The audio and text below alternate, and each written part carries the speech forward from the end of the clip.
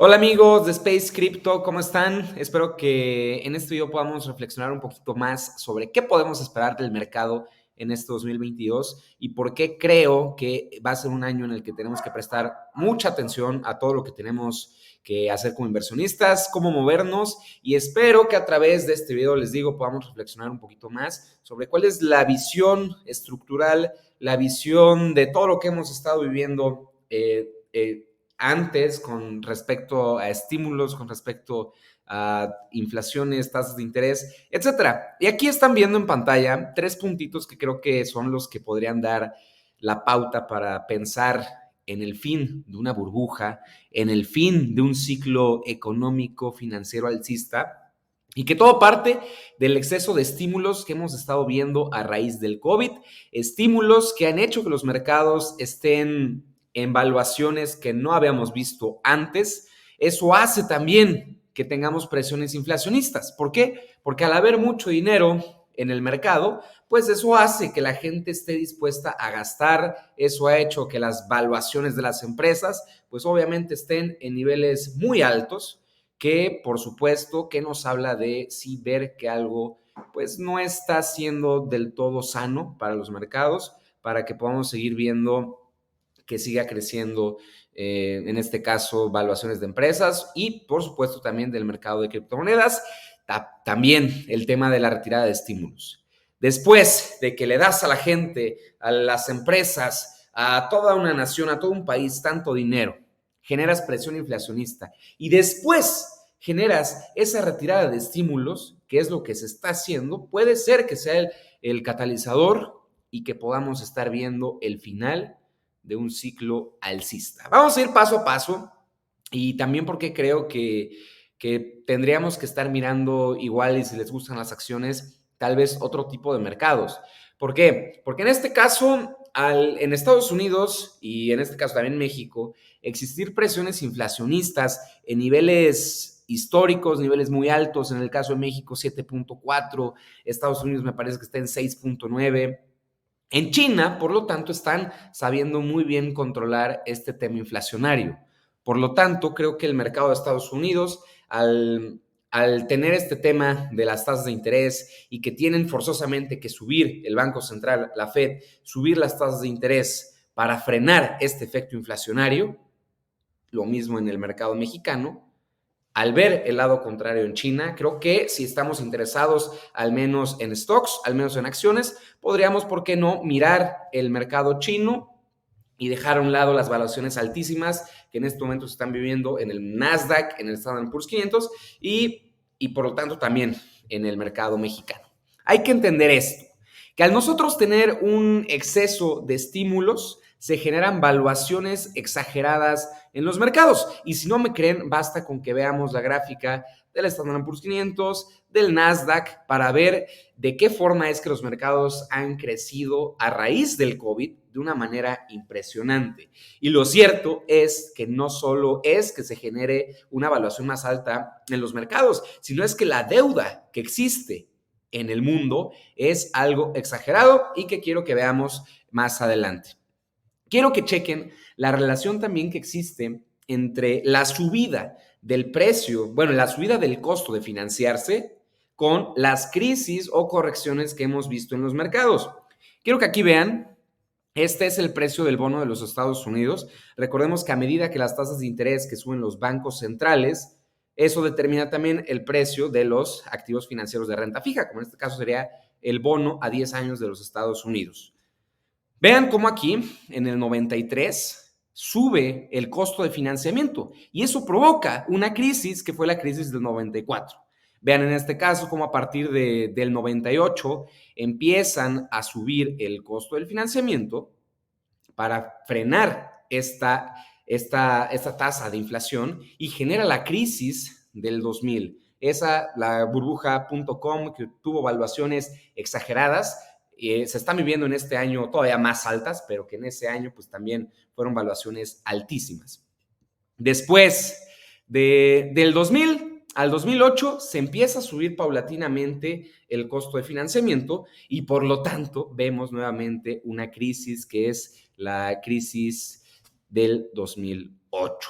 Después vemos como aquí pues no son tan exageradas, no llegan a tocar estos niveles, pero vean cómo a partir del 2016 empezamos nuevamente a ver cómo existe un incremento en el costo de financiarse y vemos nuevamente correcciones altísimas, que en este caso fueron más o menos del 20%. ¿Qué estamos viviendo ahora? Que en el 2020, no sé si se acuerden, pero de hecho antes del COVID, antes de que surgiera la pandemia, los bancos centrales de todo el mundo ya estaban empezando a bajar las tasas de interés. ¿Por qué? Porque me acuerdo que en el 2016, por ahí aquí en México al menos, estaban por ahí casi del 8%. Después empezaron a bajarlas gradualmente. ¿Por qué? Porque la economía se estaba deteniendo, la economía empezó a tener un freno, no había tanto crecimiento económico, por lo tanto surge este efecto.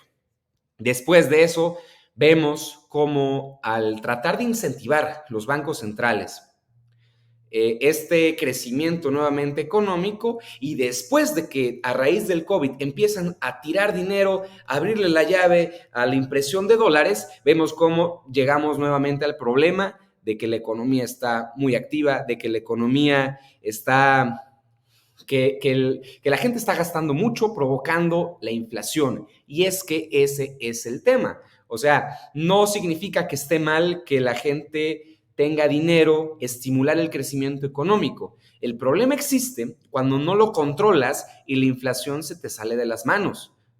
¿Y qué está pasando? Que estamos viendo niveles de inflación nunca antes vistos, al menos en los 20 años anteriores. Sube el costo del financiamiento y provocas una crisis económica. Por lo tanto, generas una crisis financiera. Generas que la gente, que los inversionistas se espanten, que si la gente no tiene dinero para cubrir sus necesidades primarias, el mercado financiero, por lo tanto, no va a poder subsistir. Y lo que sucede también es que al tener una deuda tan grande, una deuda tan impresionante a nivel mundial, que vean lo que representa del PIB, del Gross Domestic Product, el 370% es lo que es deuda. 300 trillones es lo que se debe a nivel mundial. Y vean cómo, o sea, no ha sido a raíz del coronavirus, porque el coronavirus surgió en esta parte, o sea, es algo que ha venido gradualmente a medida que hemos visto el crecimiento que no ha parado desde el 2008. Hubo una crisis en el 2008 y a partir de ahí hemos visto puro crecimiento. Del 2008 para acá ya pasaron bastantes años y al menos yo considero que ya es momento de empezar a preocuparse un poco sobre el tema de la deuda, sobre el tema de las tasas de interés y sobre el tema de la inflación, que la inflación no estamos sabiendo controlarla. Aquí pues una representación gráfica del Producto Interno Bruto de cada país, la deuda también que tienen, simplemente es reflejar país por país esto que vimos en esta gráfica. Aquí también podemos ver cómo la deuda que tiene todo un país, cómo está representada entre las casas, los hogares, en el gobierno y en las corporaciones. Vean, se me hace un dato bien interesante, vean en Estados Unidos cómo la deuda del gobierno pues representa la mayor parte, pero también como por ejemplo en Nueva Zelanda la gente es la que está más endeudada, simplemente es algo que se me hace interesante también conocer e ir viendo cómo es que va funcionando. Otro tema, que a ver, ¿por qué es que existe tanta inflación? Desde que se creó el dólar, escuchen esto, desde 1785 al 2020, vean lo que se ha impreso de dinero, en dólares. Y vean lo que se imprimió en un año. Una cuarta parte de los dólares que están en circulación actualmente se imprimió en el 2001. ¿Qué significa esto? Que cuando llenas el mercado de un producto, su valor va a bajar. Por lo tanto, vas a generar inflación. ¿Por qué? Porque te alcanza para comprar menos con la misma cantidad de dinero. Cada vez te alcanza menos con lo mismo. Antes, hace 20 años, con $1,000 comprabas algo, ahorita te alcanza para mucho menos. Y esa es la inflación. Y esta es realmente la razón por la que está sucediendo esto, la impresión sin control de dólares, el querer estimular la economía de una forma no sana y por lo tanto generar una inflación muy alta. El tema de la inflación se ha hablado de hecho, desde el 2001 a principios, era un tema que se hablaba y decían que iba a haber mucha inflación, que no sé qué. Lo cierto es que ahorita ya es una realidad, que lo que tanto se temía es algo tangible, es algo cierto y que por lo tanto hay que estar bastante cubiertos en este tema. Quiero que aquí veamos esta gráfica del Standard Poor's 500. Vean cómo llevamos pues bastantes años, desde 1957, desde el 49, con pues un crecimiento bastante estructural, un crecimiento que vean, o sea, es bastante prolongado, ¿no? En tantos años y que a partir de aquí, que es el tema del coronavirus, pues se elevó bastante. Se habla, y por ahí estuve viendo algunas opiniones, que pues lo que podríamos llegar a ver es que haya correcciones que nos lleven de vuelta a niveles previos al COVID o niveles de cuando corregimos en el COVID. ¿Qué representa eso? Todo eso va a depender, por supuesto, de la inflación y de las tasas de interés. Si suben las tasas de interés, si empezamos con la retirada de estímulos, vamos a ver que los mercados van a corregir. ¿Por qué? Porque si suben las tasas de interés, recordemos que las empresas, o sea, no solo el gobierno está endeudado, las empresas están endeudadas en esa misma proporción. Si tenemos una deuda de 300 trillones, con un tantito aumento de la tasa de interés, se genera un descontrol y se genera un efecto muy negativo para las empresas, por lo tanto, para las valuaciones que ellas tienen dentro de los índices, dentro del Standard Poor's 500, dentro del Nasdaq o de cualquier bolsa que se mueva a nivel mundial. ¿De cuánto es que podemos esperar si es que se da esta corrección que tanto hemos hablado? Pues de un 39, de un 38%, incluso de un 53%, que son niveles de cuando estuvimos hasta abajo, cuando reventó, bueno, cuando hubo una corrección fuerte, cuando realmente fue pánico que hubo de los inversionistas a raíz del coronavirus.